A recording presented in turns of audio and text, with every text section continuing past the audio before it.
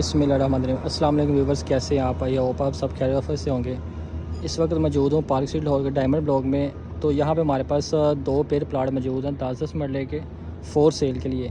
ये बिल्कुल आप सामने देख सकते हैं कि बिल्कुल मस्जिद है मेन पे। ये आपको मीनार नज़र आ रहा है मस्जिद का, ये मेन पे मस्जिद है, बिल्कुल वॉकिंग डिस्टेंस पे 2 से 3 मिनट की। ये 80 फीट का कारपेट रोड है दोनों साइड पे। इस तरह भी 80 फीट रोड है और इस तरह भी 80 फीट रोड है। ये आप कंस्ट्रक्शन देख सकते हैं कि 70 to 80% डेवलप एरिया है।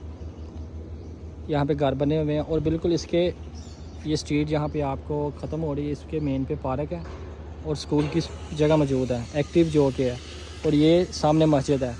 आया कि आप ऐसी जगह पे घर बनाना चाहेंगे जहाँ पे करीब मस्जिद हो और करीब पार्क हो और 80 फीट का रोड हो, तो ये आप देख सकते हैं ये एक्टिव प्लाट की लोकेशन है। इसके साथ घर बना हुआ है।